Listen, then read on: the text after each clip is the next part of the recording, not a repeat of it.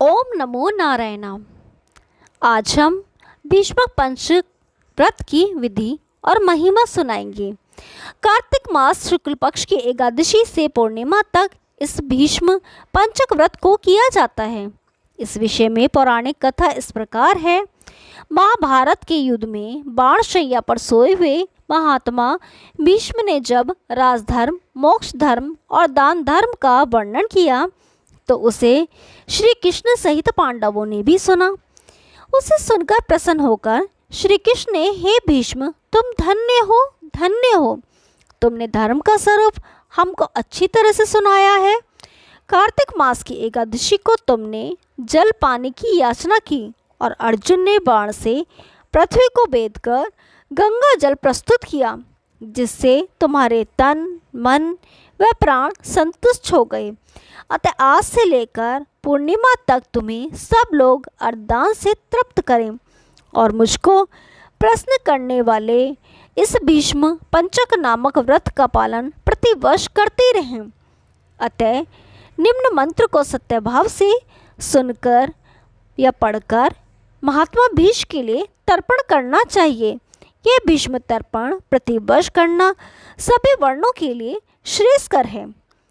सत्यव्रताय शुच्ये गंगाय महात्मने भीष्म ये दत्त ददाम्य अर्घ माजनम ब्रह्मचारिणे, अर्थात आजन्म ब्रह्मचर्य का पालन करने वाले परम पवित्र सत्यव्रत परायण गंगानंदन महात्मा भीष्म को मैं अर्घ देता हूँ। जो मनुष्य इस तरह से मंत्र पढ़कर अर्घ देता है एवं एक अन्य मंत्र को बोलकर भीष्म जी के लिए अर्घ देता है, वह मोक्ष का भागी बनता है।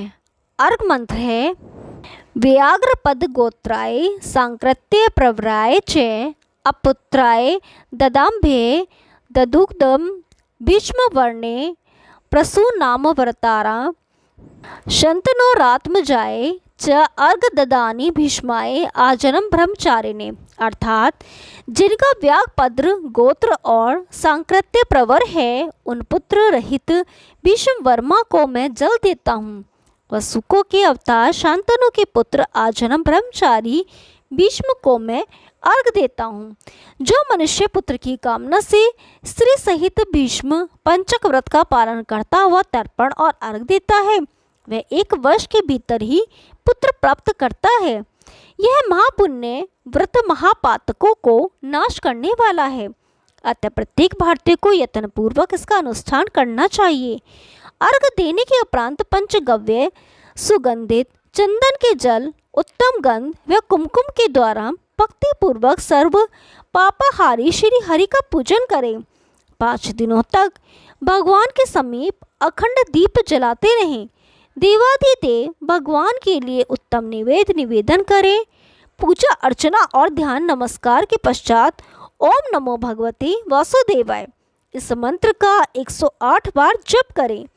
प्रतिदिन प्रातः व सायं संध्या वंदन करके पूर्वत 108 बार मंत्र जप करके भूमि पर शयन करें।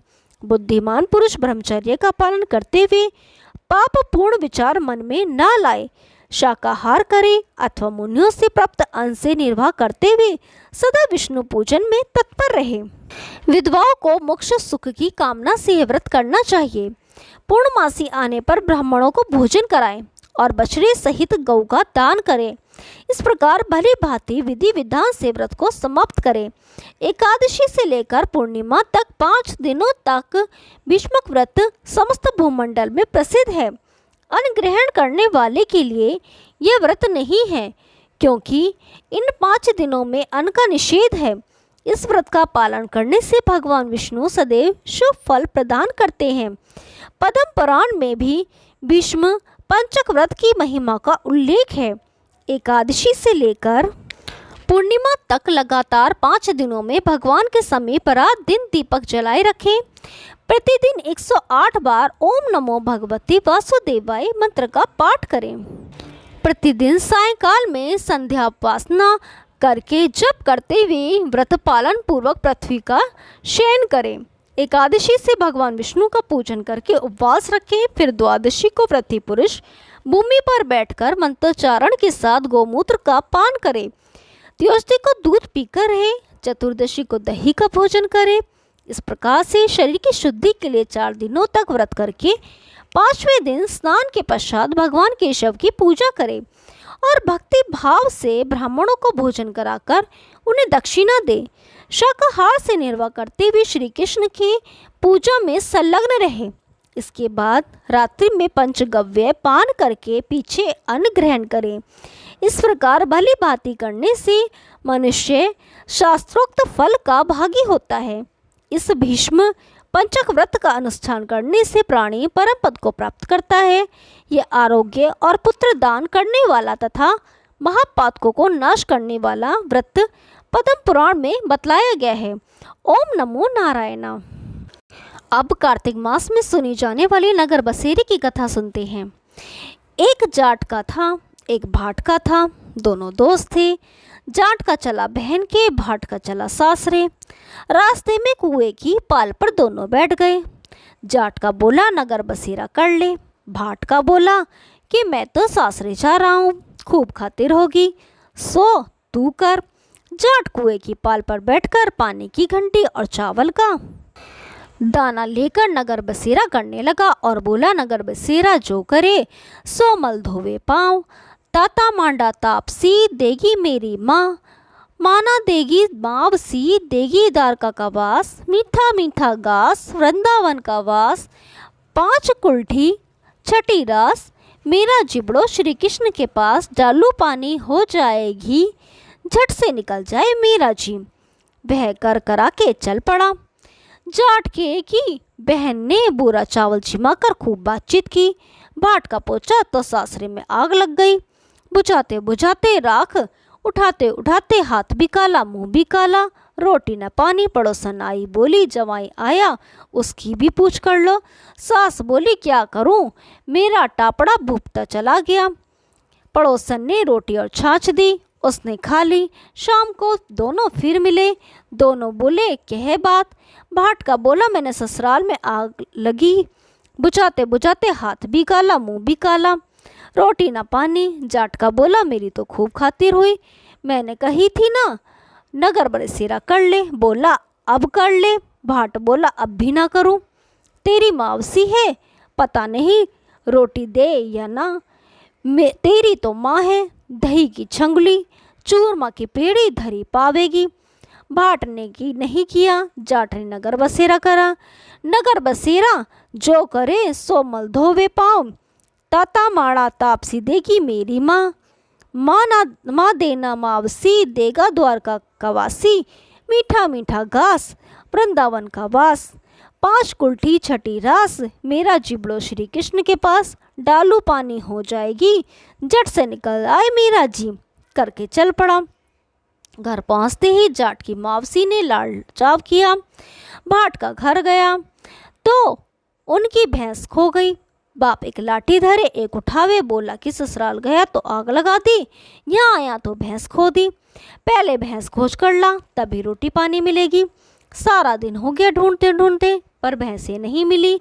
बाजार में फिर दोनों मिले तो जाट ने पूछा क्या खबर है। भाट बोला कि आते ही मेरे बाप की भैंस खो गई, उसी दिन से ही ढूंढ रहा हूँ, रोटियों का ठिकाना नहीं।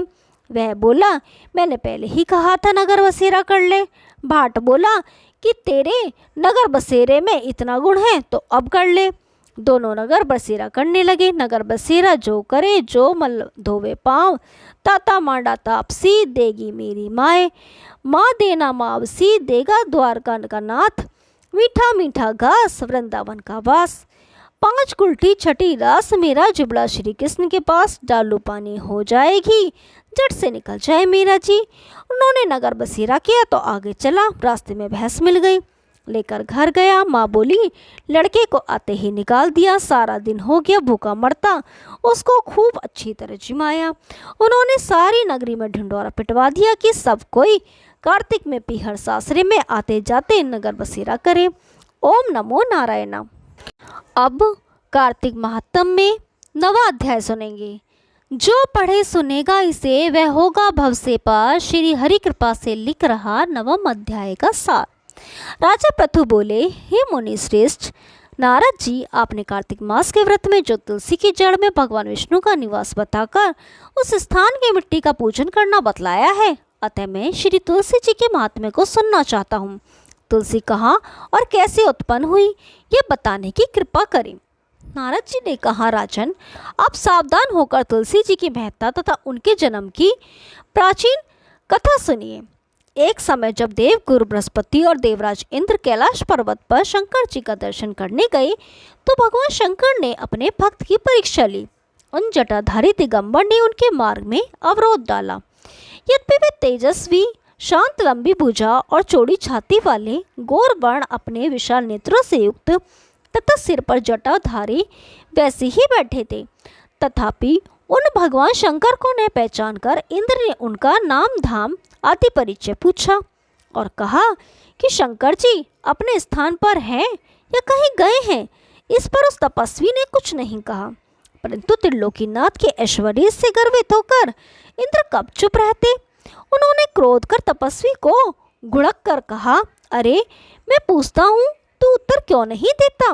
मैं अभी तुझे वज्र मारता हूँ, फिर देखता हूँ तुझे दुर्मति की रक्षा कौन करता है। ऐसे क्रुद्ध हो इंद्र ने ज्यों ही उस दिगंबर को मारने के लिए हाथ में वज्र लिया, त्यों ही भगवान शंकर ने वज्र सहित इंद्र का हाथ स्तंभित कर दिया और विकराल नेत्र धारण कर भगवान शंकर ने उसे देखा। त्यों ही ऐसा विदित हुआ मानो वह दिगंबर प्रज्वलित हो उठा है और तेज से जला देगा।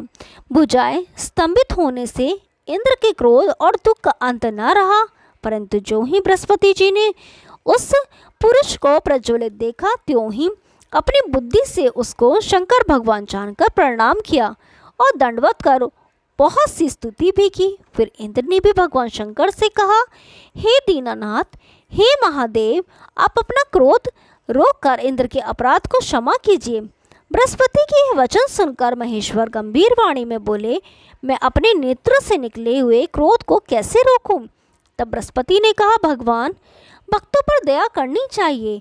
आप अपना भक्त वत्सल नाम सार्थक कीजिए। आप अपने इस तेज को कहीं और स्थापित कर इंद्र का उद्धार कीजिए। तब भगवान शंकर ने गुरु बृहस्पति से कहा, मैं तुम्हारी स्तुति से प्रसन्न हूँ, जो तुमने इंद्र को जीवन दान दिलवाया है। मैं विश्वास करता हूँ कि मेरे नेत्रों की अग्नि अब इंद्र को पीड़ित ना करेगी। बृहस्पति से ऐसा कहकर भगवान शंकर ने अपने माथे से निकाले हुए अग्निमय तेज को अपने हाथ में लेकर क्षीर सागर में डाल दिया। फिर लीलाधारी भगवान अंतर्धान हो गए। इस प्रकार जिसको जो जानने की इच्छा थी उसे जानकर इंद्र और शंकर बृहस्पति अपने स्थान को चले गए। ओम नमो नारायण। आगे का अध्याय कल सुनाएंगे, तब तक के लिए नमस्कार।